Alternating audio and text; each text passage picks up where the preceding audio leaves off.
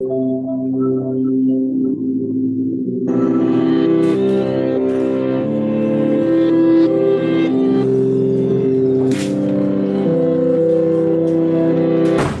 probably already know that everything is made up of little tiny things called atoms. You might even know that each atom is made up of even smaller particles called protons, neutrons, and electrons. And you've probably heard that atoms are small.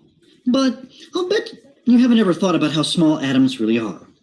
Well, the answer is that they are really, really, really small. So you ask, just how small are atoms? Well, to understand this, let's ask this question. How many atoms are in a grapefruit? Well, let's assume that the grapefruit is made up of only nitrogen atoms, which isn't at all true, but there are nitrogen atoms in a grapefruit. Well, to help you visualize this, let's blow up each of the atoms to the size of a blueberry.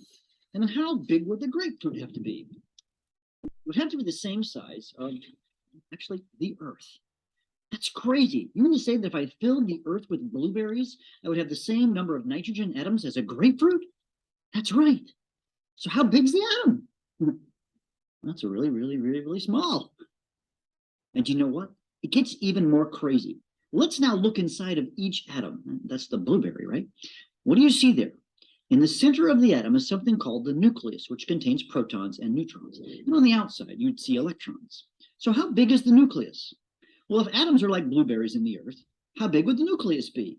You might remember the old pictures of the atom from your science class where you saw this tiny dot on the page with an arrow pointing to the nucleus. Well, those pictures, well, they're not drawn to scale, so they're kind of wrong.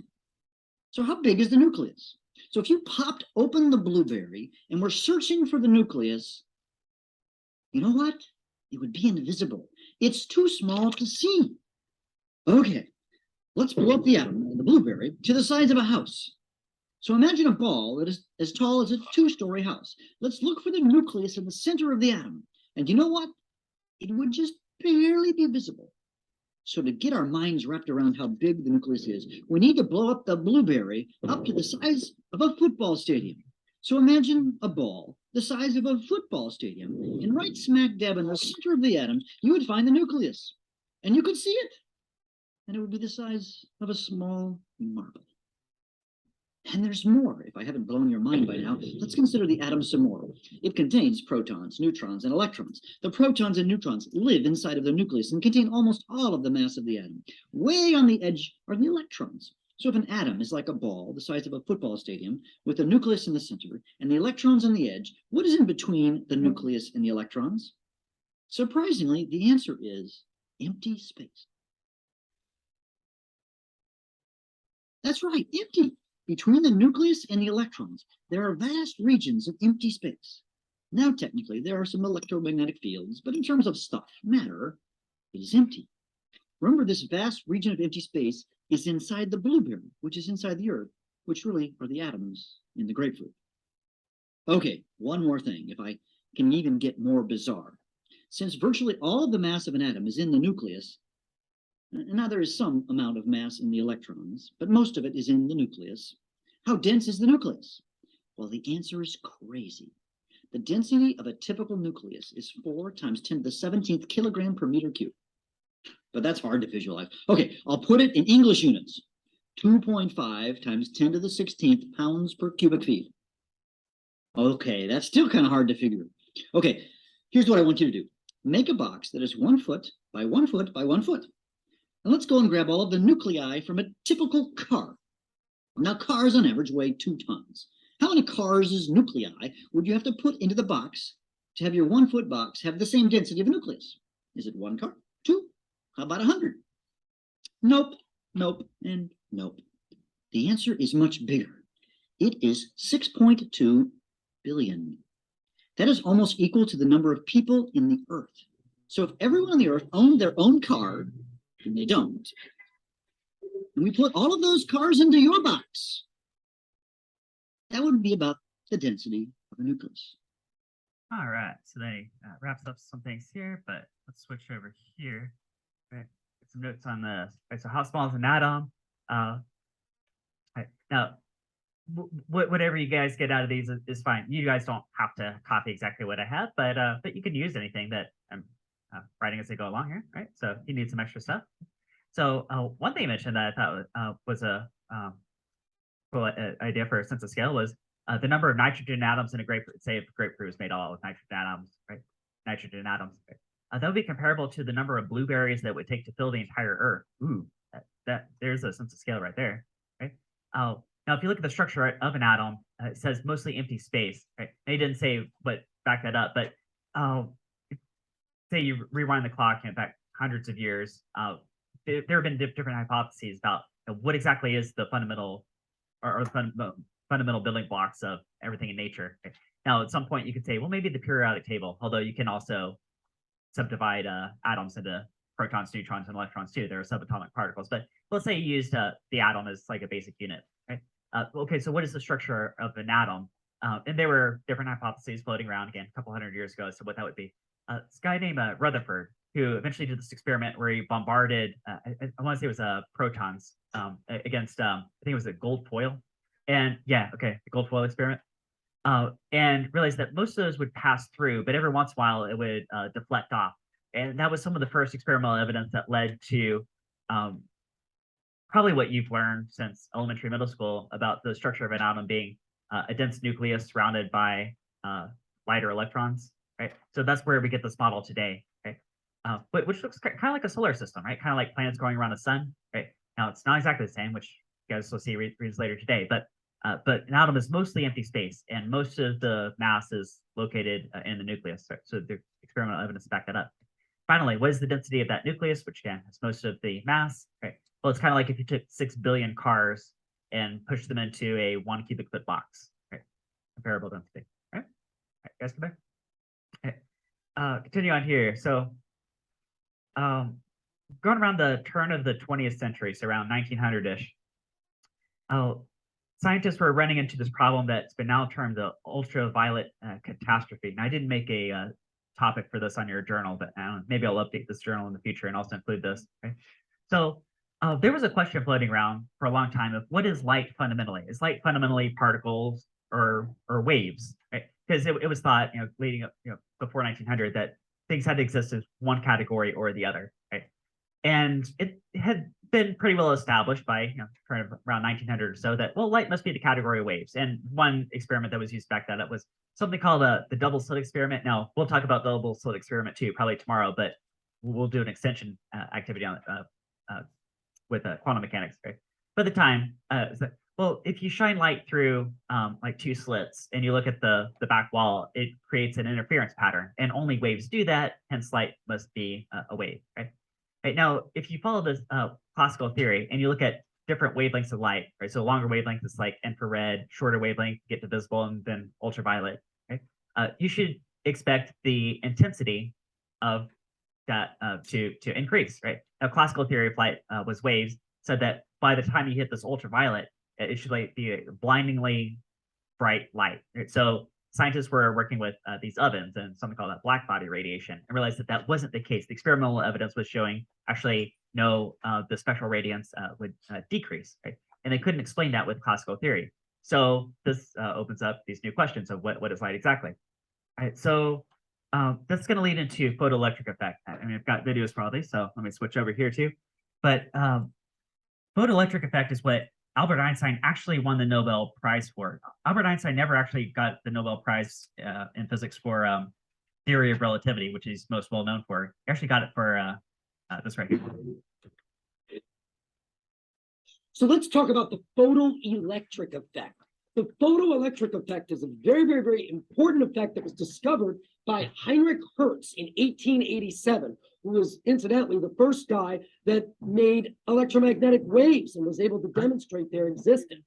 It was during this study of electromagnetic waves that he saw that if you send ultraviolet light onto metals, you'll get sparks coming off. Now, he didn't really know what it was, but he was the first one to see that effect. Now, later on, it was explained by Albert Einstein in 1905. He actually won the Nobel Prize in Physics for that explanation later on. This explanation actually cemented the place that photons have in the development of quantum mechanics, because the photoelectric effect was one of the first direct observations of photons that can even be pointed to. All right, so what is the photoelectric effect? Well, essentially what we're going to do is we're going to take a freshly cut piece of metal and put it in a vacuum. And then we're going to shine light on it. Now, sometimes this light There you go. will cause electrons to jump off of the metal. All right. Now, classically, we would expect, I mean, light's a wave, right? So if you pump up the intensity, then you ought to get more electrons, right? So regardless of what the metal is, I mean, if I shine a 300-watt laser on it, I ought to get some electrons jumping off. So that's what I expect. The observation is that that's not what happens. All right. The observation is that if I have some frequencies, yes, increasing the intensity will increase the number of electrons. But if I try to go below a certain frequency, I don't get any electrons at all. Doesn't matter what the intensity is. Doesn't matter. And it's a sharp cutoff. Get electrons? No electrons.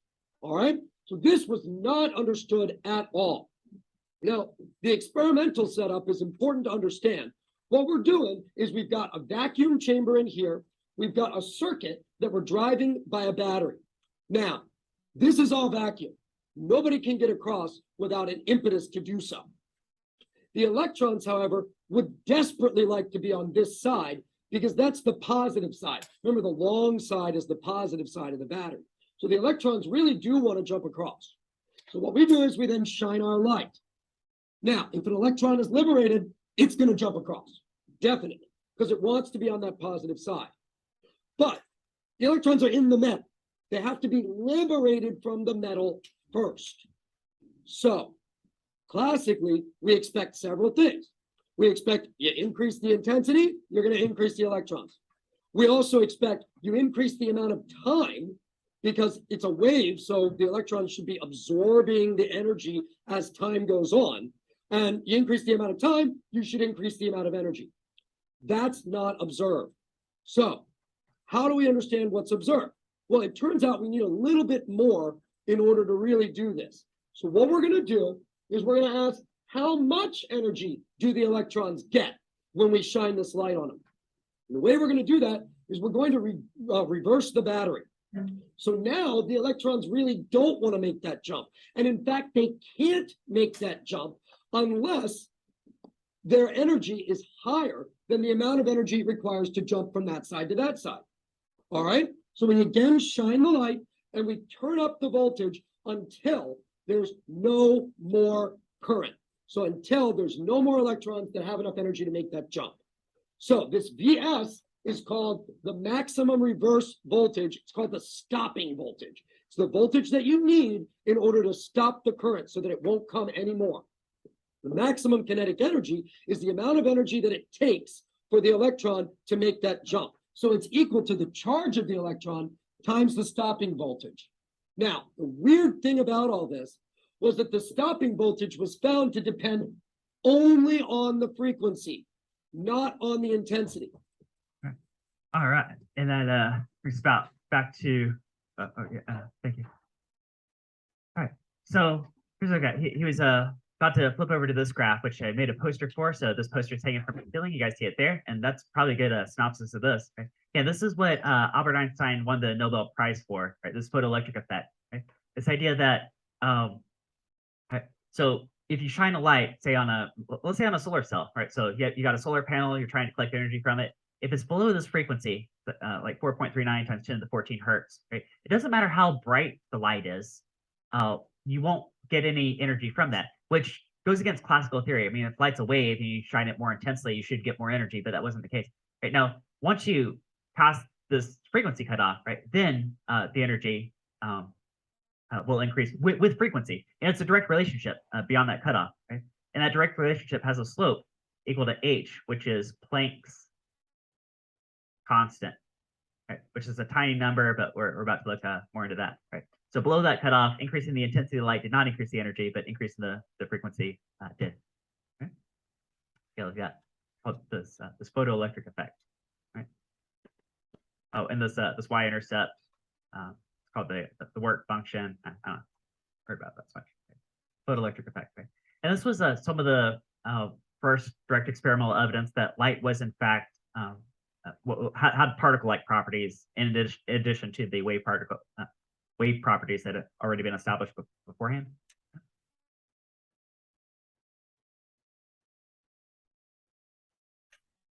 All right. Yeah, if you guys copy that graph, that's should be sufficient for that one. Okay. And actually, there's sort of an extension to this, which is the next one, E equals HF, right? Energy is discrete chunks, right? So energy is now being quantized from like, hey, quantized, that's like a particle type property, right? So E refers to energy, right? H is Planck's constant.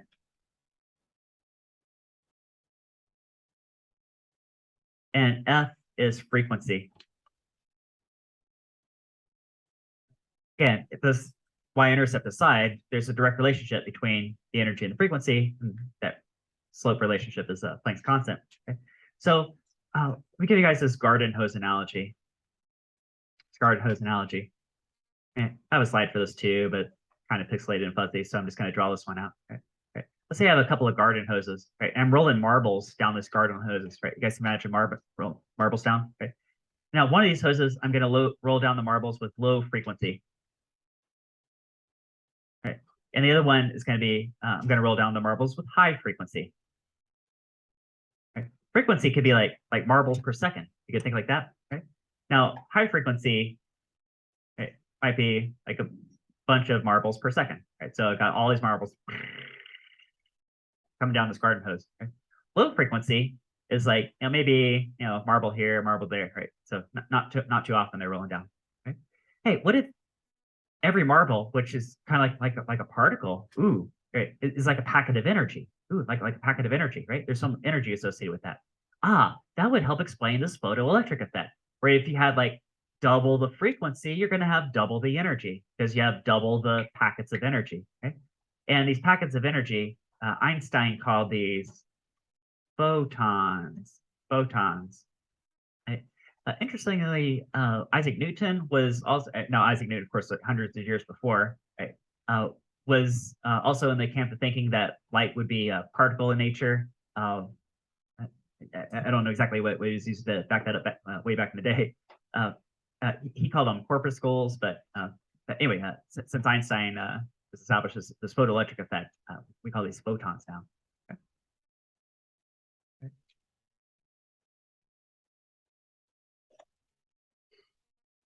All right, so Planck's constant. Sorry, I kind of messed up my handwriting on that. Planck's constant. Right. Right. So Planck's constant is the slope of this curve on the photoelectric effect. Right. We'll designate this H, and it's like 6.626 times 10 to the negative 34. I could say joules per hertz. That could be joules per hertz, rise over run. You could also just call that joule seconds, right? Because 1 over hertz is the same thing as seconds, right? So it's, a lot of times you just see it that way. Guys, 10 to the minus 34. I'm pretty sure that's the smallest number we've ever dealt with in this class up to this point, right? Because even the gravitational constant, the universal gravity constant, which was like 10 to the minus 11, right? Even that was crazy small. This is like 10 to the minus 34, right? We're talking about really, really crazy small number here, right? That's why usually the vertical axis on the photoelectric effect is not written in joules, but is written in electron volts, because we're talking about some really tiny numbers, right? Right. So, okay, so we got that. While I'm at it here, let's talk about Planck length and Planck time. I've got some short videos for this too, but may as well just give you guys the synopsis here. Right. So, here, so suppose you're looking at a computer screen. I mean, we're talking about things being quantized now, right? So things that appear to be continuous, smooth, wave-like, right? So, okay, well, actually, you know what? They have these particle-like properties, and these experiments are backing this up, right? Suppose you're looking at a computer screen. You're looking at maybe an image, a video, right? It looks all smooth and continuous, but if you look close enough, everything's really pixelated. And at some point, right, like, what does it mean to have like half a pixel or quarter of a pixel? Well, that's not really a thing, right? Either the pixel is lit up or it's not. Like, it's in a sense quantized. What about the universe at large? Is the universe at large in a sense quantized like this too? Well, if you talk to quantum physicists, they'll say yes. In a sense, there's such a thing as a Planck length, right? Like the shortest length you could have that would make any sense to talk about. And if they report this number, I don't know what the experimental evidence is to back this up, but I'll just give you guys the numbers. Right? It's 1.6 something times 10 to the negative 35 meters. And there's also an associated Planck time, like the shortest length of time, like quantized time that you can have, the Planck time. And I'll call that 5.39 times 10 to the negative 44 seconds. Woo! Okay, well, maybe that's the smallest number that we've ever dealt with. In fact, this Planck time is so small that there are more units of Planck time in a single second than there have been seconds that have ever existed in the 14 billion year history of the universe. Right. So we're talking about crazy, crazy, crazy small. Right. Hey, can you guys figure out or notice what value you get if you divide this Planck length by this Planck time? What do you get if you divide this by this? How about in general, if you divide some distance by some time, you get a what? Speed, right? Like miles per hour, meter. Speed of light. You guys see that? Right. I mean, the difference between these orders of magnitude, it's like 10 to the 8. That it is. It's like 3 times 10 to the 8 meters per second. That's the speed of light right there. Okay. Right.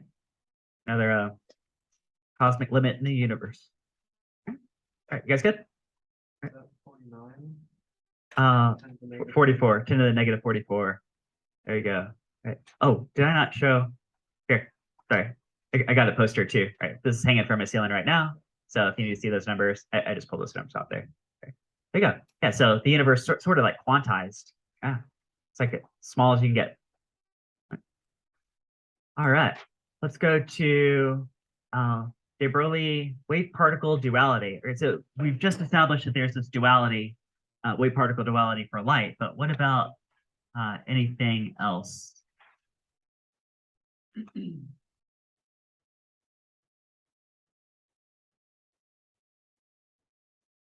The wavelength of particles. Wavelength of particles. Photoelectric effect not only confirmed Planck's theory, it showed directly that bundles of energy already exist in the electromagnetic field. In other words, light comes in particles which are now called photons. But wait a minute.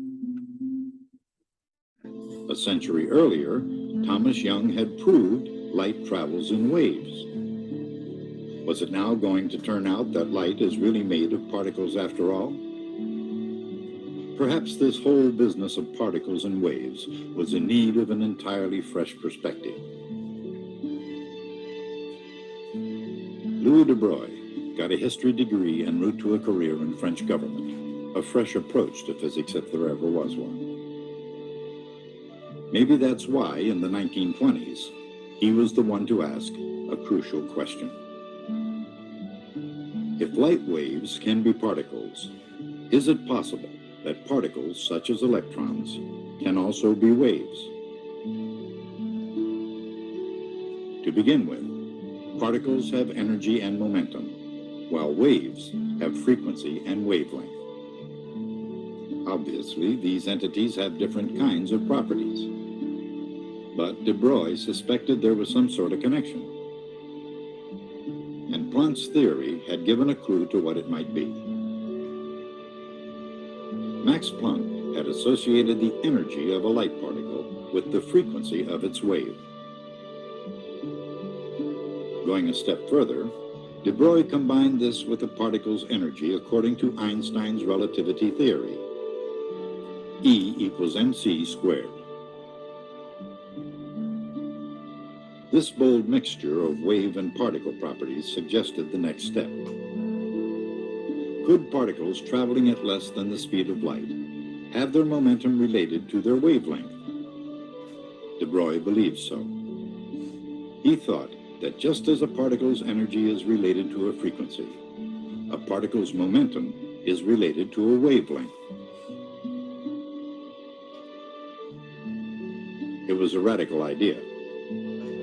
Not only can light waves behave like particles, but particles can behave like waves. All right, switch back over here.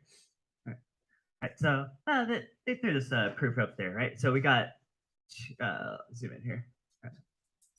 We got these two different categories of matter, right? We got particles and waves, although photoelectric effect was now saying, right, now we've got this ambiguity between the two. Right? So particles have these properties, right? Momentum is mass times velocity, E equals mc squared, right? Energy, mass, right? Waves have these properties, right? Speed of a wave is wavelength times frequency, right? Talking about speed of light, yeah, right? And now we've got this photoelectric effect. It says energy is Planck's constant times the frequency. But what if you mix these two, right? Then you can get this an associated wavelength of a particle. Okay?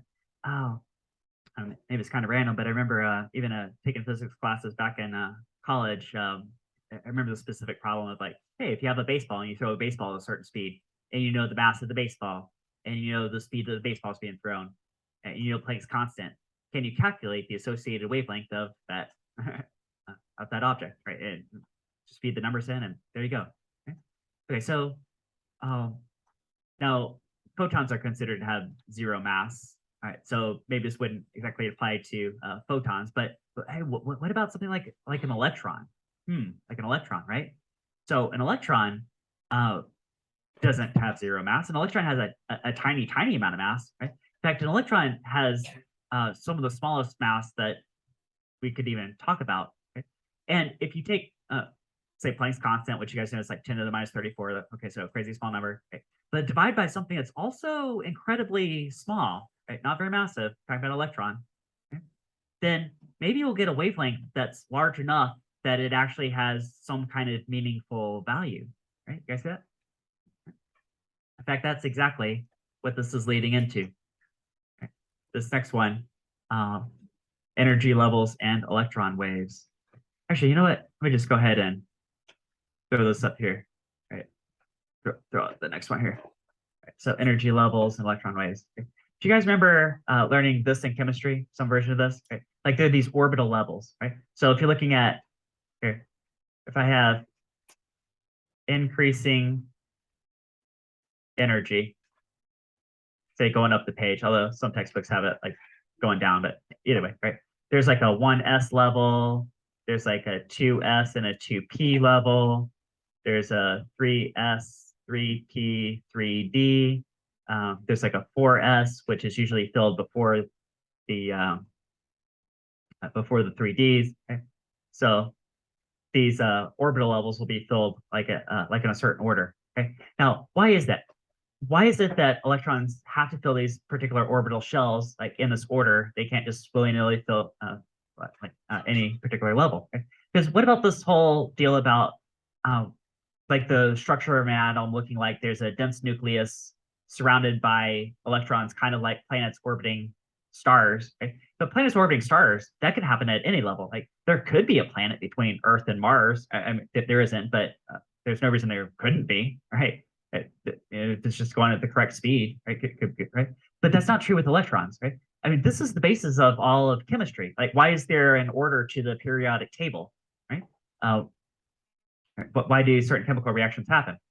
So it has to do with this wave-like property of electrons. Again, electrons have a small enough mass that they'll have these wave-like properties that can sort of go like this, right? And to complete like an orbit around a nucleus, right? Maybe we've got a nucleus here, right? They need maybe an integer number of wavelengths to make it around, like that. Okay. Yeah. I got the Paul Hewitt on this one. I'm gonna flip over to Paul Hewitt. He's gonna say what I just said, but all right. Always got time for Paul, right? Okay. Ooh, let me flash these two real fast. Right. So remember, right? That's what I was copying down from. Okay, well, I did mine upside down to that, but you guys get the idea, right? It's increasing energy up rather than down. Okay. And then electrons will fill like these specific orbitals in that order, right? Therefore establishing all of chemistry. Right? Why is that? But if you think of the electron as being like a wave, here's a nucleus here. It's like a wave. Here's an electron that doesn't make it. At that particular level, the electron's going to cancel itself if it's a wave. Maybe a little higher up. And I'm just roughing this up and hoping, well, let's suppose I went like that. See if it can close in on itself then that wave is permitted. And you will have an atom that has an electron that resides at that particular level. And then the next level out is one more wavelength. And one more wavelength. It's like if you made a necklace made out of paper clips. You can get a certain circumference. And the next circumference you can get is increased by one more paper clip. See what I mean? Then another one. And you couldn't make a paper clip in between in terms of the radius when it's spread out into a circle if you have discrete numbers of waves. And this was a mystery for a long time. Why is it that the atoms, the electrons only exist at certain levels? See, it didn't make sense with a particle view. But if you look at the electron as a wave, you can say, hey, it does make sense. It can exist at one wavelength, 2 wavelengths circumference, 3 wavelengths circumference, 4 wavelengths circumference, and every one of those has its own discrete radius. All right. Why is glass What makes transparent? glass transparent? Why can light get through this? Yeah, I've found a number of interesting and disturbing websites, I guess wrong answers, disturbingly wrong, in that they explain it in terms of, well, glass is like a liquid, and the molecules don't pack as tightly as they do in a solid, and therefore there are gaps in glass that the light can get through. That is wrong, badly wrong on so many different levels. Yeah, so what is going on is it's with glass compared to other materials. The important thing is how the atoms are arranged in the solid.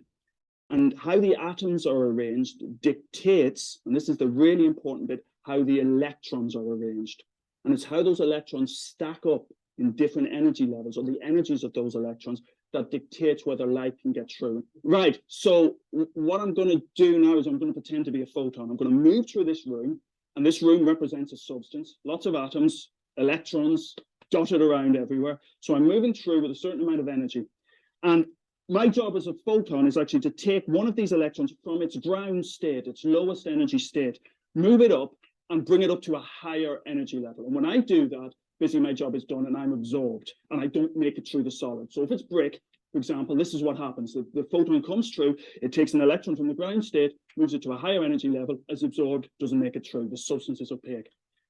For glass and other special materials which are transparent, instead of what happens is that the difference in energy between the ground state and the high energy level, which we call the energy gap, is much too large. And as a photon, I'm coming through, and what I need to do, or what to be absorbed, what I need to do is actually take one of these electrons and bring it all the way up here to this excited energy level. But I don't have enough energy to do that. I simply can't get it up there. So therefore, I'm not absorbed, and I pass through the material, getting out the other side, and so the material then appears transparent. So the energy difference between the ground state and this level, the difference between those two, we call an energy gap. All right, so some concluding thoughts there. Let's switch back over here. All right, so yeah, this is directly out of the wave properties of electrons, right? The fact that electrons fill certain orbital shells. Okay? Now, why are some materials transparent and not others, right? Like these glass windows on these doors here. Okay? And I should say too, they're really only transparent in certain parts of the electromagnetic spectrum. That glass is not necessarily transparent to infrared or to ultraviolet, but it is to visible light. Right? So if you look at the arrangement of atoms in that glass, now glass, you guys know, is mostly silicon dioxide. That's like the main constituent, right? Although there's different kinds of glass, so right, it's not uniformly true. But and glass is not the only transparent material either. I think you mentioned diamond as another example in that video too, right? But if you look at the electron arrangement, that energy gap from one to the other, it's too large for photons of visible light to be absorbed. So like most opaque materials, right? Most things in this room, right, other than the air, right? The photons will hit those atoms and then be absorbed, and the electrons will jump up to the next energy level, right? But for anything that's transparent, so I guess glass, air, right, nitrogen, oxygen, right? Yeah, those photons will go ahead and pass through. They will not interact because they can't be absorbed because they can't move the electrons up to the next energy level. Yeah. What happens if like you can see partial way through it? Like I can see like coming through the paper. So, like... Probably because the paper is just really thin, right? So yeah, so there's a good amount of absorption, but there's some that just goes ahead and pass through too. Yeah. Yeah. So that's a good one to think about then, right? Because if you had like several sheets of paper, then yeah, it gets blocked. But yeah, if you have like one thin sheet, yeah, a little bit like it, sir. All right. Ooh. Well, did plan to get to number 8 with you guys, wave function and Schrodinger's equation, which actually links kind of those probabilistic type thinking that we've been talking about last few days with stats packet. But we're gonna have to pause right there because yeah, class ends in about a minute. All right. So any questions so far today? All right. So there's our pause point. We'll continue this adventure. Sorry. You're right. Sorry, I got the wrong time. We do have more time. All right. So wave function and Schrodinger's equation. All right. Yeah, you're right. I was taking a different class. All right, so switch back over here. Let me show you guys Schrodinger's equation. Okay. And tell you what this I know it looks crazy. There's even different versions of it, right? Time dependent and time independent. What this says effectively is that atoms, particles exist spread out in terms of probability. That is like until you make a measurement, right? And then that wave probability will collapse, right? So we switch over to this video explanation. I'll give you guys the notes. All right, so let's talk about quantum physics. What is quantum physics? Quantum physics is what happens to physics when we give wave properties to matter. So matter no longer is allowed to sit in just one place, like object sitting there. We've got to have it spread out like a wave. That's why we call it given wave properties to matter. All right, so it's described by something called a wave function. All right, and so that's going to take the place of a position, a momentum, and all those things. Instead of that, we describe the behavior of a particle by its wave function. The wave function satisfies something called Schrodinger's equation, which kind of takes the place of conservation of energy. You can think of it that way in quantum mechanics. All right, so if we leave the particle alone, it behaves like a wave. So we're just sitting there, letting the system do whatever it wants to do, and it's described by its wave function.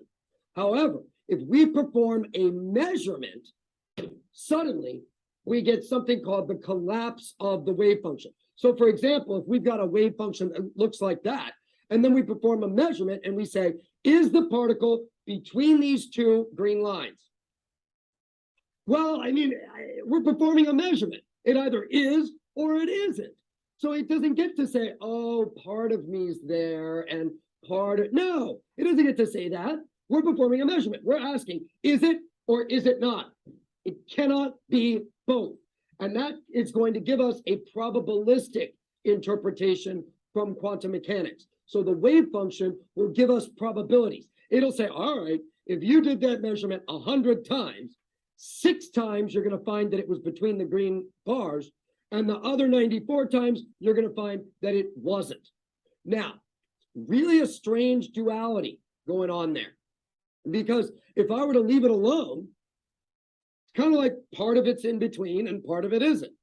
But if I do the measurement, then it either is or it isn't. Whole thing is or whole thing is not. And so that's the weird part about quantum mechanics that makes people kind of fuzzy on it, is that sometimes if you leave the system alone, it behaves like a wave, and you can kind of think about it as partly being in between the green lines and partly being not. But if you do that measurement and you try to determine is it or is it not, then the answer is given probabilistically. You can't say before you do the experiment for sure how it will come out. All right. So there's a couple other things, but switch over here, give you guys notes, and then we'll wrap up class with this one. Okay. So before I play that video, I show you guys the Schrodinger equation. Right now, that's well, here's like a 2D cross section of this. Right, what does it look like? Right. So vertical axis is probability of existence. Horizontal axis is location. Now this could be for a particle, right? Maybe like an electron, for example, right? And where are you going to find that electron? Ooh, hey. You know what this kind of reminds me of? This kind of reminds me of like all this, like the last couple that we did, right? Because where is an electron going to be? Say like an electron is like orbiting a nucleus, right? Well, you might find it in this orbital level here, right? Think 3 dimensions. This is a 2D cross section, right? Or you might find it in this orbital level here, right? But you're probably not going to find it like in between, right? So you got these dips, right? This also kind of reminds me of the statistics pack that we've been doing last few days. Now that stats packet we've been working with pretty simple, just normal distribution curve. So there's like a single like bell curve, right? But in quantum mechanics, you get like these peaks and valleys, right, of for probability of location, right? Now, what you did mention too was this idea of like making a measurement, right? That's gonna come back next few days, I think tomorrow specifically too, right? So if you make a measurement, say like where exactly is the electron going to be, right? And you're able to determine that, right? Then you'll get somewhat deterministic answer. It'll collapse this wave function and give you an exact answer. It's like, okay, it's like right here, bam, right? And then you make another measurement, and it's like bam. You make another measurement, it's like bam, right? And then you make hundreds and hundreds of measurements, and then thousands of measurements. And then what eventually emerges is this wave function right here, which could be described mathematically by that Schrodinger equation, right? So particles exist probabilistically, right? That's not like what we did last semester. Last semester, if something had a mass and a velocity, you could say, oh, well, I can predict, but if I had universal information about every mass and velocity of every particle, you're essentially playing a game of billiards with the universe, and you can predict, far out into the future exactly what's going to happen, right? Everything's deterministic, right?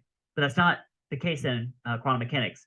Particles do exist probabilistically, and once you make a measurement, then it will collapse this entire wave function, and now, like, bam, now the electron is only at this particular location, for example, right? And then the whole process starts over. Now this wave function would recenter on that new location as like the most probabilistic place that you would find that particle next. But again, it just goes back to probability again. All right. Ooh, yep, we got about a minute to the bell, so I'm going to end that recording right there. All right, you guys can wrap that up, and then we'll continue this adventure on Friday.